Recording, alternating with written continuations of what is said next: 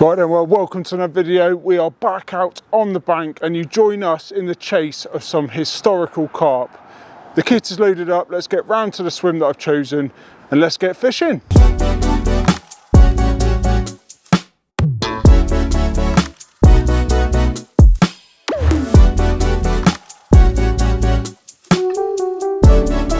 The bit you don't see. To get back to the camera, so for every step you think we take, we at least take double.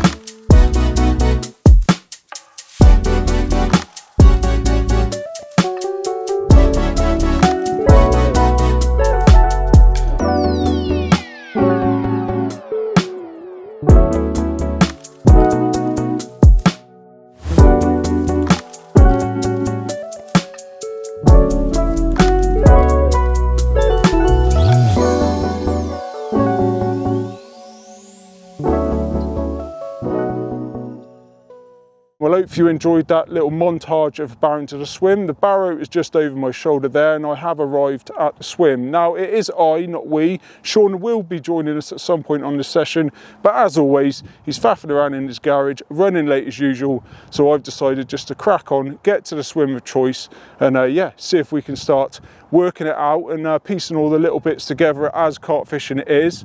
Now, I haven't told Shaun yet, but I've picked this big double swim, mainly because I did see a bird sort of drop down and then sort of spook it appeared. So yeah, that was the only thing I've seen on the entire walk round, which takes well over an hour, because the lake we are at is the sort of historical, famous and wonderful Horseshoe Lake up in the Cotswolds. It is a lake we both absolutely love, and we decided we've got 24 hours, let's come on up here and see if we can put one of these lovely carp on the bank. Now, before the sun comes out again behind me and sort of glares the screen, I'm going to start getting the rod sorted, and hopefully by the time Shaun turns up, I've already got one in the net and he can just start doing some photographs. So yeah, I think that might be a tall order, but you never know. Let's see if we can make it happen.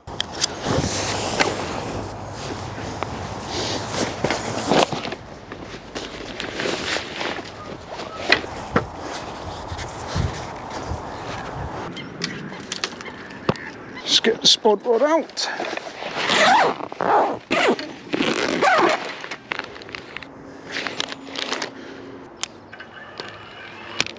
Right then, well, I've already been having a bit of a lead about. Had to have a few casts because I've got a new braid on. But yeah, I think I found quite a nice little, it's sort of like, it feels like silt over the top of a bit of gravel, if I'm honest. So straight in line with that big tree on the far side.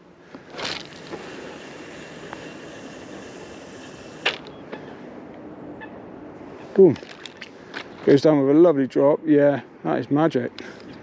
Oh, that is a lovely spot, that. So all around it felt a bit more sort of thicker silt, maybe a bit of low-lying sort of dead weed, but that is a really clean drop, and yeah, a lovely drawback. So that is, I think, the one. I ain't actually too sure if I'm going to fish zigs or on the bottom yet, but at least I know. I reckon it's about 10 foot deep from the drop of the lead, maybe, yeah, probably about 10 foot. And yeah, it's a lovely drawback, so it's a good option for either, really.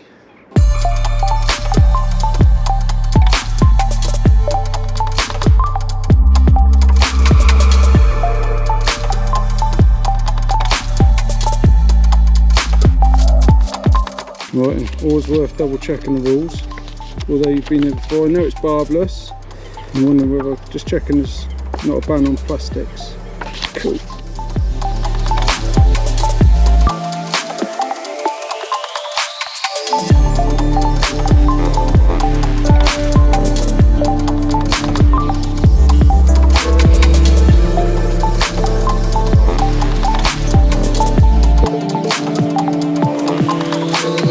Right then, first rod is going out, which is going to be a solid bag with a little bit of pink plastic corn in it. So let's fizz this one out there. Check it's clipped up, yes. Looking good. Oh, just hit the clip, didn't it? First time I've cast a solid bag out in a little while, but that's definitely on the spot, so happy days. We are fishing.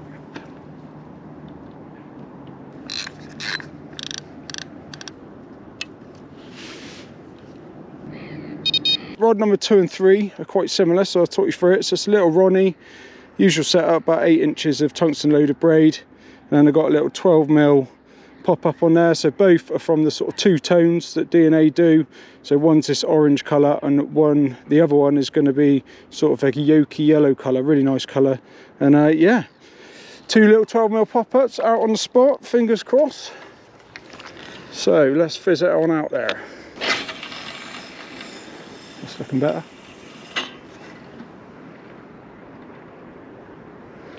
Lovely.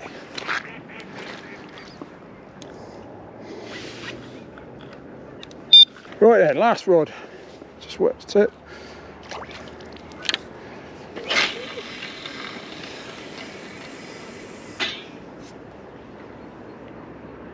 Bonk. Yes. Parka. Happy days.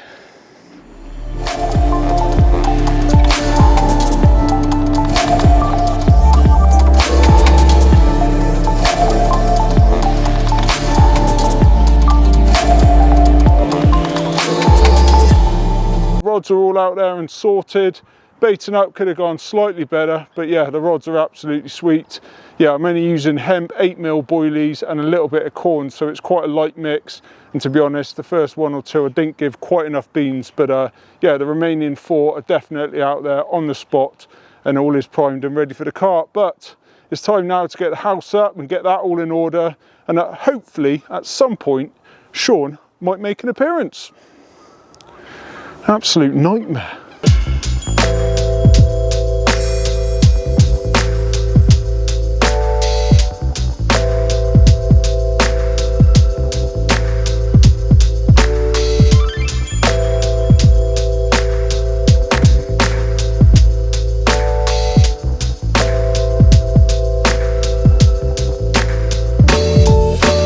Shaun has finally joined us. Thanks, mate. Thank you so much for turning up. Yeah, you know, I thought it would eventually. Yeah, well, you did get here sort of, well, minutes and only a few seconds probably, really, before it got dark. So, yeah, you've had to set up and get your rods out in the hours of darkness. But, yeah, thanks for joining us on this lovely lake, mate. No worries. Yeah, I've not actually filmed anything from my perspective yet because the light was going. I needed to get fishing, so I've actually decided to fish differently to Hugh. So Hugh's fishing on a spot on a little bit of bait, not a lot, but a little bit.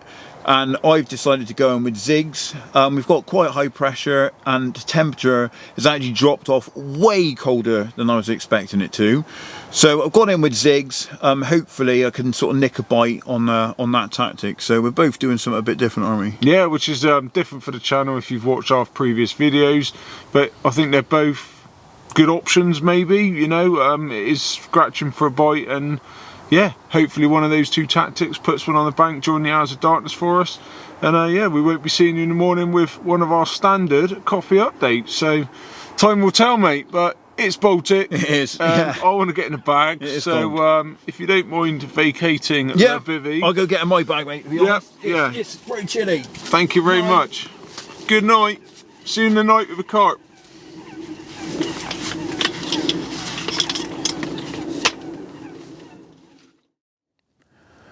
Well, what a result this is then. Absolutely buzzing. The zigs have done the business. This one went off on the longer zig, which I'd actually recast after hearing some fish, or a fish, show a bit closer to the bank in front of us. And yeah, it's gone off. Probably was out there 3 or 4 hours, to be honest. I kind of redid it before we got in the sleeping bag, and it's kind of woke me up. Took out one of the other rods. Not ideal, but it is what it is. But yeah, what an absolute mega fish. The fish in there are just absolute wicked. They're such great colours, lovely condition, really clean, and put up a nice scrap as well. So yeah, I'm absolutely buzzing with that one. So thanks a lot, mate. We'll get you home. And what a result. Right then, she's ready to go. Let's give her a freedom. Lovely fish. See you, mate. What a result. Well then, fish number 2, another one on the zig. I actually switched them both to the same length, about 7 foot. And this one's actually woke me out of the bed this morning. Decided to get back in the bag, get another couple of hours sleep, and yeah, it's gone rattling off with this one. Nice mid-20, I think it's just over 25. So looks like a bit more of a character, a bit of an older one maybe. But yeah, happy days. Couple of 20-pounders on a winter session. Can't knock that, can we? So let's get him out. Let's try and catch another one. There you go. Off you go, girl. Ah, wicked. What a result that is then. I'm absolutely buzzing. 2 fish on the bank in a winter's session. Yeah, wicked result. I'm so glad I reacted to what I saw last night. I actually heard some fish showing, moved the zigs onto where the fish were, or where I thought they were, and obviously had that bite early this morning, and then I've obviously had a second bite just after like sort of first light. So yeah, absolutely mega brace of 20-pounders. Really happy with that. You know, the fish in there are such cool fish. They're really historic fish. They're really nice condition, and yeah, absolutely love this place. You know, it's probably one of my favorite day ticket, if not the best day ticket lake there is at the moment. I absolutely love it. It's got like a syndicate feel. There's hardly anyone here at the moment. There's very sort of minimal anglers fishing. It's a big bit of water, so you know, you don't really feel like you're close to anyone, and it's very picturesque. Yeah, really like it, and absolutely buzzing to have had a brace of fish this morning. So yeah, hopefully we can keep it going. I really hope Hugh ends up getting one, but he's had to go and go to the call of nature at the moment, so he's just shot off. But anyway, I need to get back in the brolly, or back under the bivvy, because it is pretty wet and I'm getting a bit damp. Let's duck back in there and have another brew.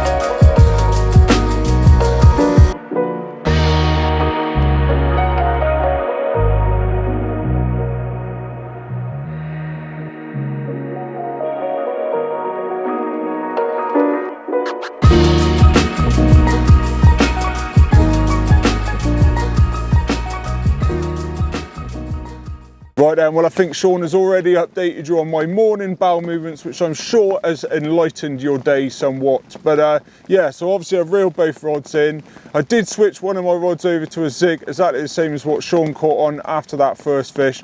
But obviously after he's had that second fish, and it wasn't just a jammy bite, I've decided that I am definitely going to switch both over to zigs and copy suit. So I've measured mine up to absolutely millimetre perfection off the sort of last zig that he caught on, and fingers crossed we fizz these two out and it'll be my turn to get on the score sheet.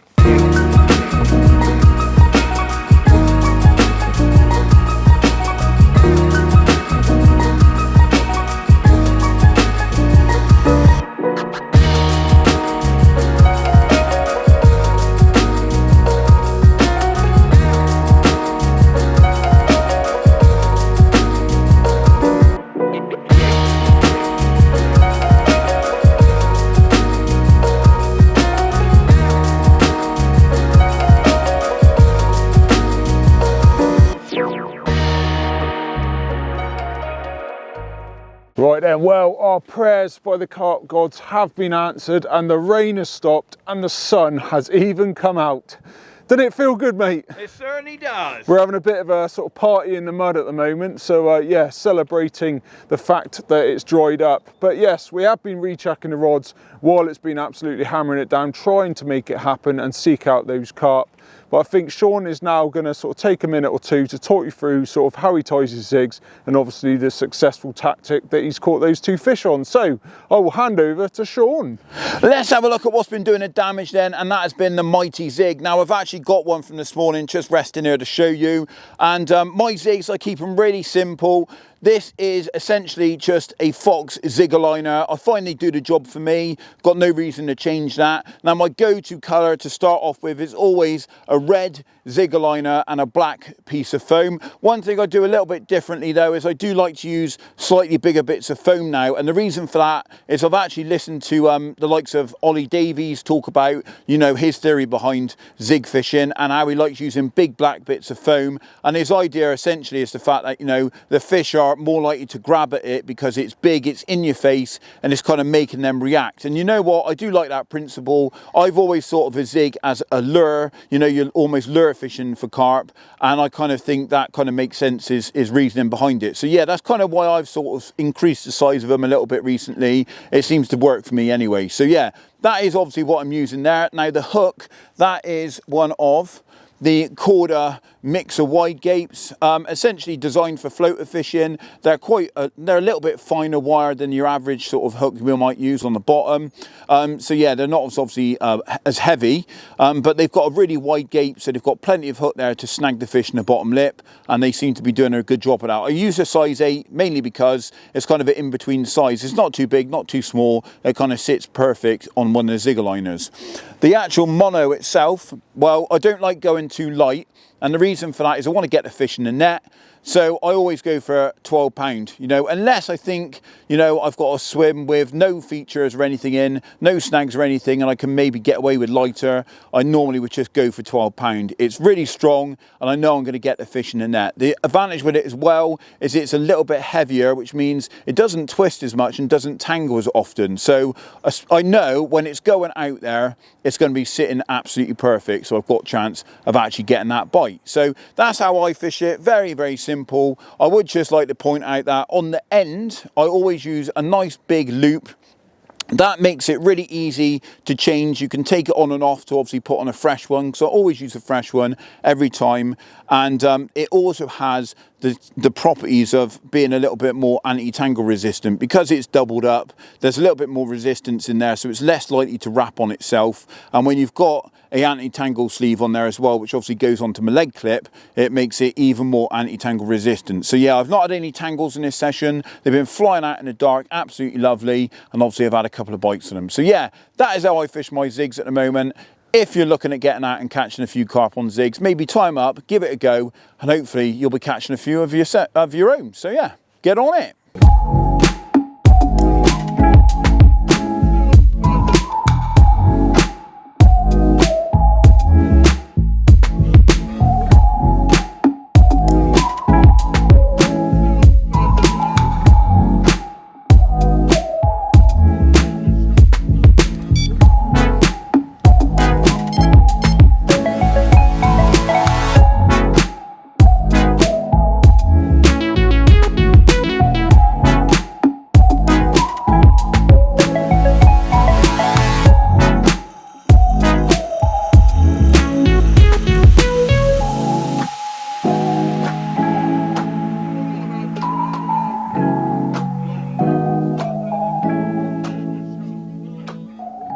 So I've just recast the rods and yeah, chopped the zigs down by 1 foot and 2 foot just to try some different depths. Haven't changed the colour up because, to be honest, they're still going to be in that sort of top third or at least top half of the water column. So yeah, still sticking with the sort of black or black and red, yeah, my two favourites. So yeah, we recast the rods. Fingers crossed by changing the depth we can locate some carp and have one before it's time to peel off. Time is starting to tick on a little bit now. It's sort of early afternoon and we've got to be off by 4 o'clock. So I am crossing my fingers and starting to get a little bit nervous, but you never know, it only takes one bite and your session's made. So I've come up to the top of the bank to get a bit of a sort of higher advantage point, to keep watching the water, and fingers crossed we can see something and react.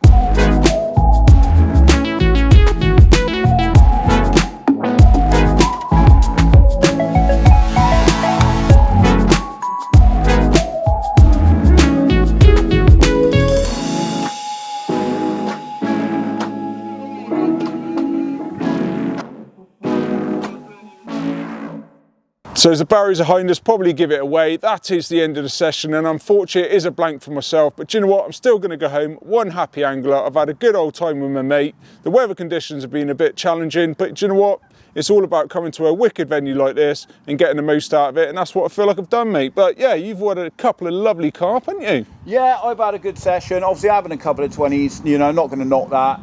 We fished as a team though, to be honest, and you know, I got here late. Hugh had already sort of set up, you know, had a good look around and put in the time there, and he fished on the bottom. We had a chat. I decided, you know, I'll fish on zigs. We fish contrasting methods, see which one works. Zigs worked. There's a feeding spell this morning. I had a couple of bites. Happy days. So, you know, you reacted to it, jumped on the zigs as well, but I think that feeding spell which is gone, and that's just how it is sometimes. But, you know, wicked session.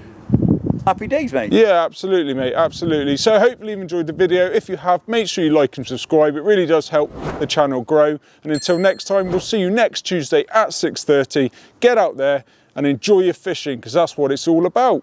Be lucky. Let's get on home, mate. Come on.